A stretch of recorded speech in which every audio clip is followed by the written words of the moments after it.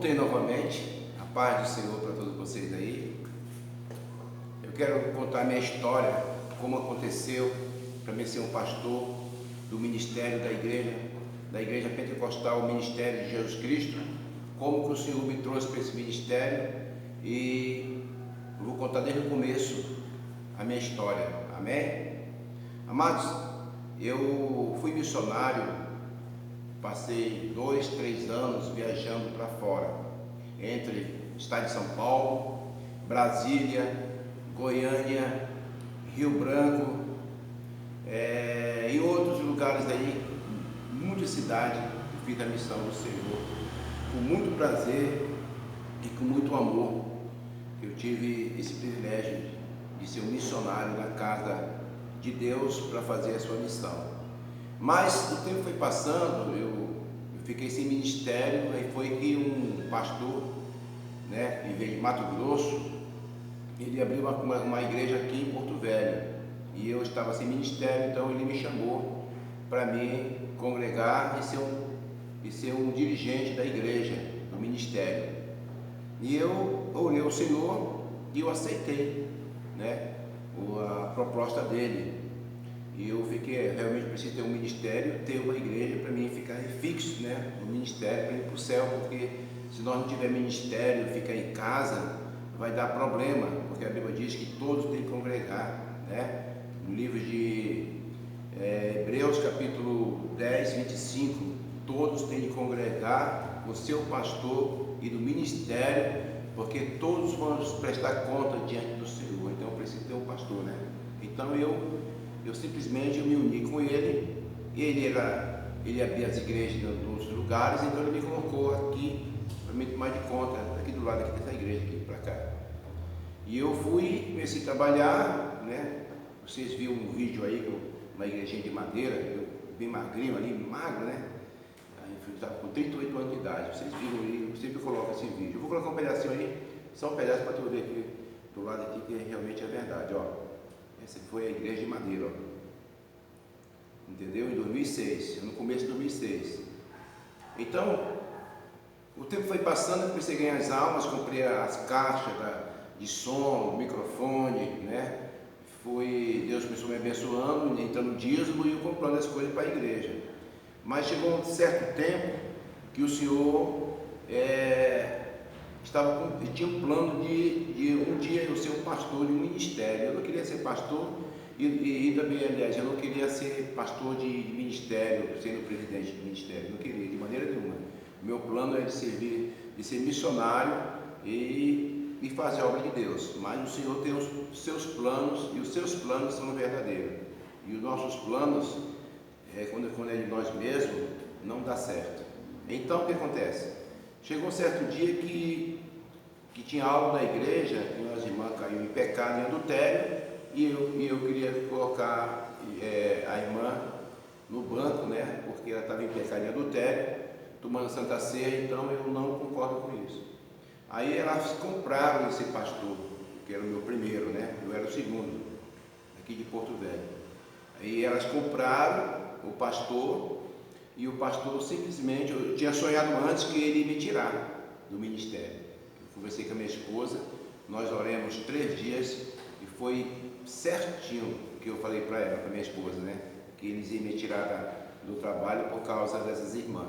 Então as irmãs compraram o pastor, e ele caiu nas mãos dela e simplesmente me tirou do trabalho, dizendo que não dava mais certo eu ficar nesse ministério. E eu tinha feito um voto no ministério de joelho, juntamente com a minha esposa, que eu ia ficar nesse ministério para sempre, da igreja da Assembleia de Deus do Mato Grosso, Cuiabá. E eu ia ficar para sempre nesse ministério, Mas o Senhor tem os seus planos conosco, Mas aí eu chorei bastante, me tirou do ministério sem misericórdia, entreguei os documentos da igreja para ele, da igreja, as coisas que eu tinha, entreguei tudo para ele, E aí eu fiquei angustiado por 3 dias, chorando ao Senhor, porque que ele fez isso, tal comigo, Que eu não queria sair do ministério, só por causa do pecado de irmã, Ele começou a cair nas teias, das mentiras dessas irmãs, e essas irmãs compraram ele com dinheiro, Aí ele me tirou do trabalho. Eu fiquei sem ministério. Mas aí uma irmã, eu estava sem nada, né? Eu estava passando uma luta muito grande, a gente morava numa casa de madeira aqui na frente, né? E eu chorando, Deus usou uma irmã. A irmã chegou comigo: pastor, eu quero deixar um dízimo aqui. Eu digo: não, irmã, entrega o dízimo ali. Ele disse: não, eu quero entregar o dízimo para você, porque eu vejo que você é um homem de Deus, e você vai receber, porque o Senhor tocou no meu coração. O que aconteceu, pastor? Eu digo: olha, eu fui expulso do ministério da igreja da Assembleia de Deus do Mato Grosso, eles me tiraram sem misericórdia, e eu estou aqui, né? Com o coração angustiado por causa disso. Ela disse: não fica triste não, continua aqui na tua casa, faz um ponto de culto, porque Deus tem algo a fazer na tua vida. Eu disse: mas como é que eu vou começar, que eu não tenho caixa, não tenho microfone, não tenho nada? Ela disse: não se preocupe não, que o dízimo que eu vou te dar, eu vou comprar essas coisas para ti, né? O dízimo que eu vou dar no teu ministério, para você, que Deus mandou, vou comprar essas caixas agora. Aí comprou a caixa para mim começar, um microfone, uma guitarra, e me deu R$50 na época, em 2006. Aí foi que eu fiquei pensando: eu vou abrir um ponto de culto aqui em casa, né? E Deus começou a me abençoar, meu povoado, aquele povo começou a me perseguir, dizendo que eu estava abrindo um ponto de culto para poder perseguir eles, que eles começaram a me perseguir, né? Dizendo que eu saí por causa de cesta básica. Mentira deles, né? E para completar, para concluir aqui, eles caíram. O que eu fiz lá, uma igrejinha, na época que eu puxava, eu ia lá no centro de Porto Velho com uma bicicleta, porrando os ferros para construir um templo aqui pertinho. Eu já estava no meio já, eles foram para lá e construíram o resto. E tudo que eu fiz para o Senhor, foi todo o meu coração de fazer aquela igreja. E a igreja que eles estavam querendo concluir o trabalho aqui em Porto Velho com esse pastor, não foi em avante, não foi avante. Outra igreja que estava do lado lá, né? A irmã levantou contra ele, contra esse pastor, tirou ele fora. Aquelas irmãs que estavam contra mim, tudo foi contra ele. Ele foi embora porque a filha dele, com 14 anos, com 12 anos, ficou grávida de um homem casado. Ele, com vergonha, foi para o Mato Grosso, né? A mulher dele, que levantou contra a minha esposa, contra a minha vida, para acabar com o meu ministério, ficou mendigando na rua, pedindo comida. Essa é a história que eu estou sabendo, né? Que a Luísa contou para nós. A irmã estava passando necessidade e o irmão foi para o Mato Grosso, ficou um tempo lá, aí voltou, ele levou ela, mas ele perdeu tudo que tinha aqui, porque a igreja da Nápoles, da Assembleia de Deus, tomou da irmã, que é essa que levantou contra mim, né? Que concordou ali com aquelas irmãs. Então foi uma coisa terrível. E o tempo foi passando, uns desviaram, né, daquela igreja que me tirou. Aquelas irmãs, algumas caíram, outros perdeu a casa, né? E muitas coisas aconteceram. Então, enquanto isso, Jesus estava me abençoando nesse ministério.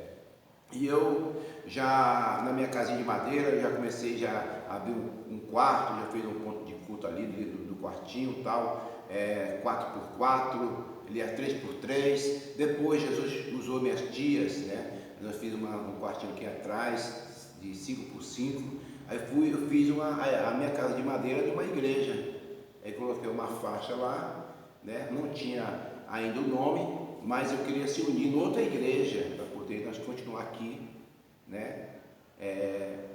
Um culto, né? Do nosso ministério, do ministério que eu ia se unir. Só que Jesus usou um vaso, falou que eu ia ser um pastor de um ministério. Eu fiquei assim: ser um pastor de ministério? Eu não queria de maneira nenhuma, eu queria ser missionário, né? Ia só deixar aqui e se unir a outra igreja e nós continuar o culto, né? Aí nesse lugar. Só que Jesus não deixou. Ele me deu condições de abrir o ministério, Igreja Pentecostal, Ministério de Jesus Cristo, e Deus preparou um povoado aqui. Nós registramos, né? Depois eu registrei o CNPJ, né? Então foi uma luta muito grande para poder ter esse ministério. Depois o meu irmão, que estava em outro ministério lá em Goiânia, né, em Goianira, ele foi o tempo que ele se uniu comigo. Até hoje ele está lá, tem uns 9 anos que ele está comigo já, o pastor Roberto e a missionária Silene. Então lá em Goianira, o nosso ministério está lá, e Deus está abençoando aquele lugar. E aqui em Porto Velho, Rondônia, eu nunca deixei, eu nunca fechei as portas. Até hoje as portas estão abertas, trabalho, tenho as missionárias comigo, os obreiros, e a igreja está, graças a Deus, Deus está abençoando, né? Através da minha fé. Então, eu estou completando 14 anos que eu estou pastoreando. Esse cachorro está latindo aí. Eu já fiz agora 14 anos que eu estou pastoreando o ministério como presidente desta obra que Jesus me colocou. E eu prego essa doutrina, porque eu tenho 30 anos que eu conheço a palavra de Deus, e eu aprendi que a Bíblia, ela é verdadeira, só vai entender aqueles que largam o pecado, aquele que deixar o costume do mundo, né? Porque muitas pessoas por aí pensam que eles vão fazer na mente deles o que eles aprenderam. Eles dizem que são mestres, e a Bíblia fala assim, ai dos mestres, né? Ai.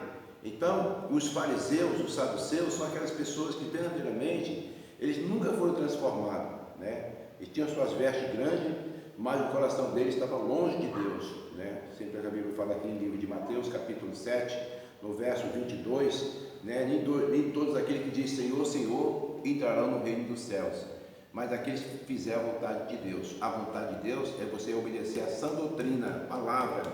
Ou você serve a Deus, ou você serve o mundo. E a Bíblia diz que nós, santos, nós que vivemos buscando o Senhor, nós sabemos verdadeiramente quem são certos e quem são errados. Quem anda na luz ou aqueles que andam nas trevas. O que anda nas trevas participa com o mundo, né, dos ímpios. E quem anda na luz é diferente e tem que ter luz. E alguém vê que você tem luz. Então eu creio na palavra. A Bíblia diz que é pecado, isso é pecado, né? E muitos dizem aí que não é pecado, mas eles não afirmam nada. Ele não afirma.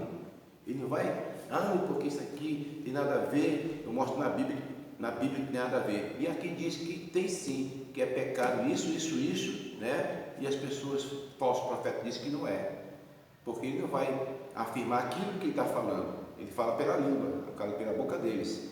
Mas eu falo aqui na Bíblia que é pecado, isso é pecado, isso aqui é pecado, né? E muitos ficam até com raiva de mim, né? Mas não tem problema não. É importante que Deus está comigo, que eu conheço a palavra de Deus há muitos anos, e o que eu vivo a doutrina e a santidade. Eu não vou dizer que eu não tenho meus erros, que eu não tenho falha, tenho.